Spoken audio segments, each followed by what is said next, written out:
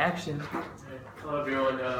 I'm going to be talking about product innovation, so it's really directly correlated with what we've learned, but I want to put a slightly different perspective on it. And so today I'm going to be talking mostly about what makes a good product and why do a lot of products fail, right? Even though we might think they're good ideas, why do they end up failing? So why care about product innovation in the first place? So first of all, it's important for the growth of society, right? So if you think about all the life-saving measures in terms of how life expectancy has gone up, a lot of these they boil down to interesting product innovations, right? Maybe different types of drugs, vaccines, how polio was taken away from the world. So all of these are different types of products and services so a lot of the growth of society boils down to this concept. If you want to become rich, this is the easiest way to do it as well. And when you think about it, like it's not just if you want to earn a lot of money, but that's how a lot of money is generated for the company. So even if you work for a company, it's useful to know how they work. So most of the top new product firms like Apple and Google, most of the revenue is generated by products that were introduced in the last 5 years. So about half of the revenue actually, which is incredible when you think about it, that everything is changing so rapidly. So these are just the top 50 innovative companies. A lot of the ones that we know, Apple, Google, Tesla, there's Netflix on there, of course, Nike, right? So a lot of times we think, if we get a really good idea, we're good to go, right? And that's not really the case. There's a huge risk to innovation because when you think about it from a company's perspective, when you get a new idea, what do you have to do?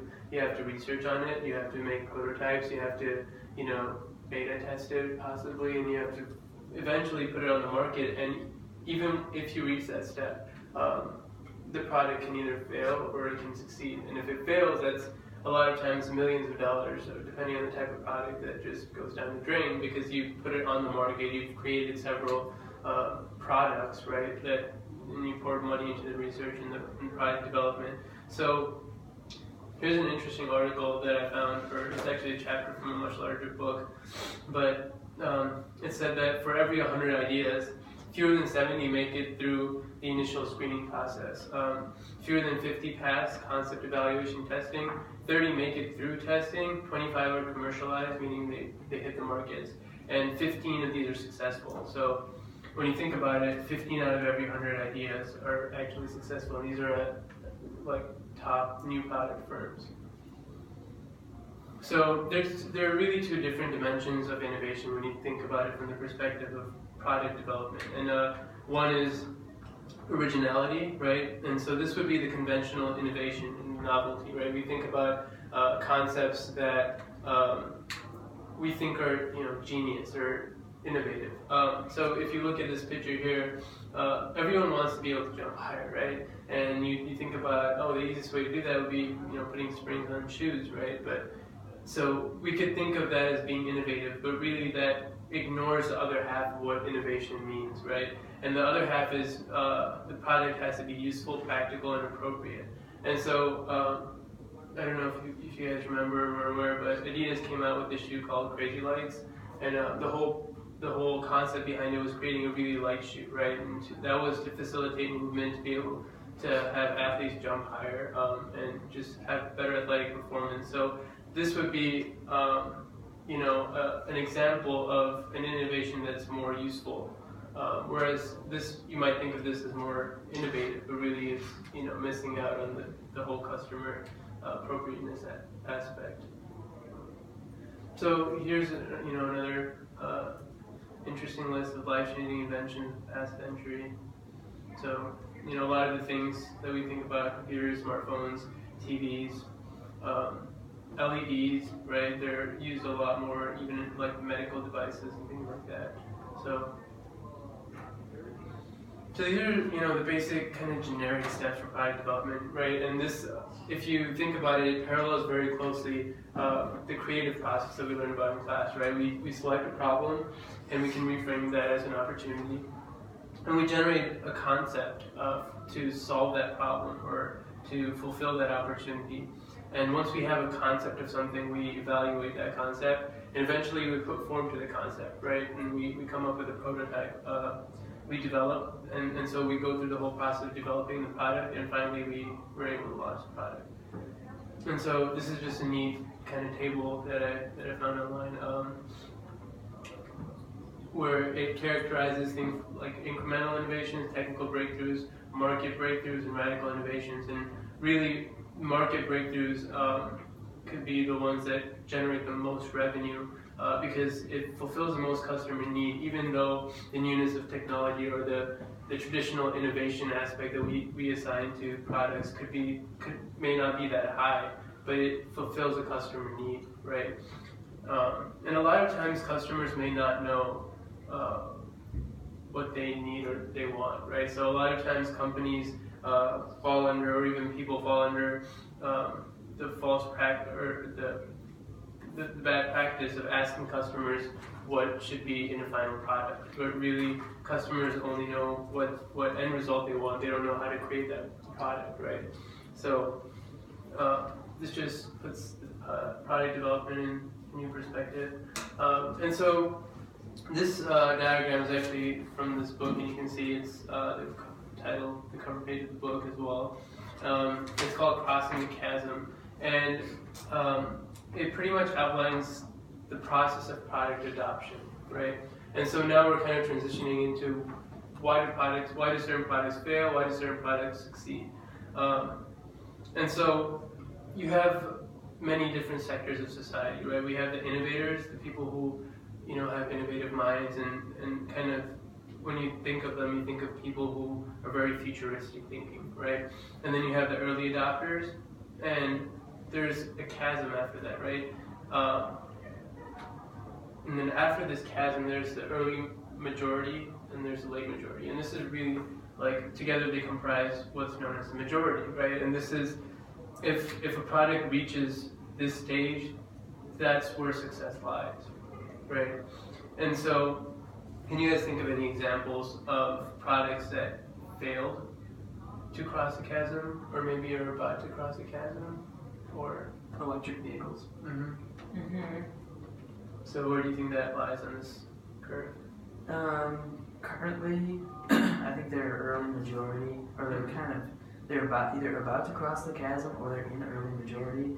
But previous attempts, like late 90s, early 2000s, they kind of got stuck.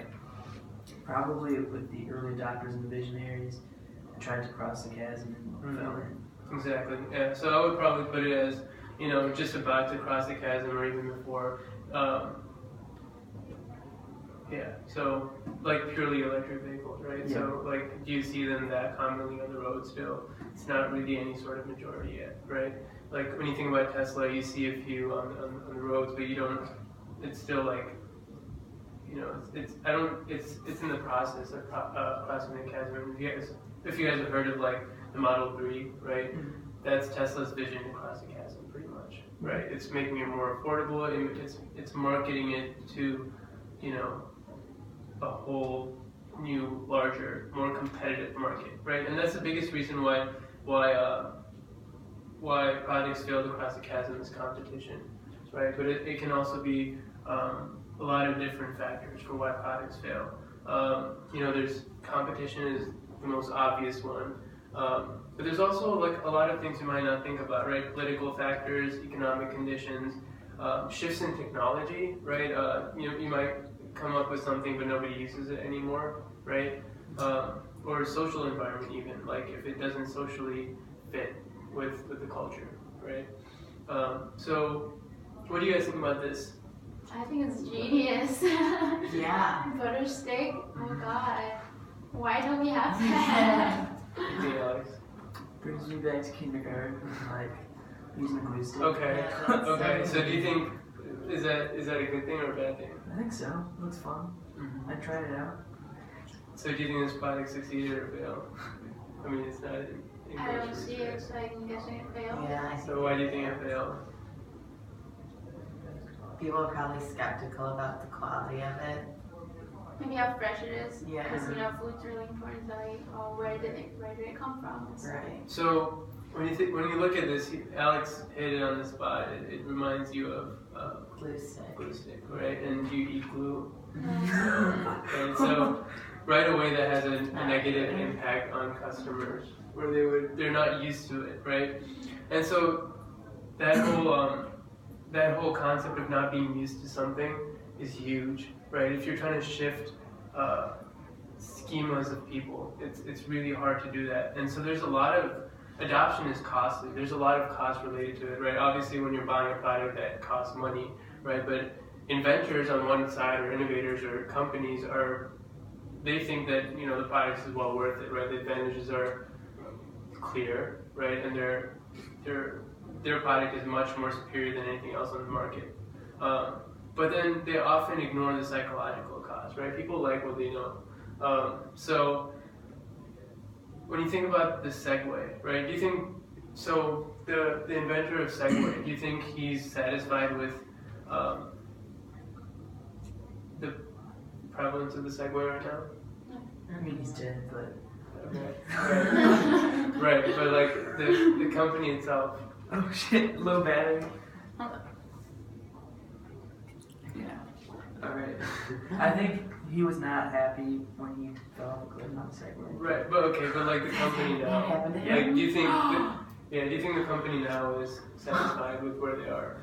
No. No. And you think why do you think the Segway failed to meet expectations?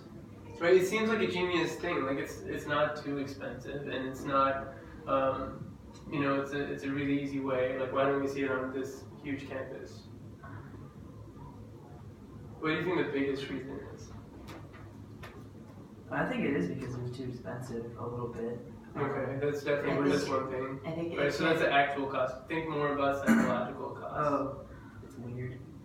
Yeah. Okay. So socially It's dangerous. dangerous.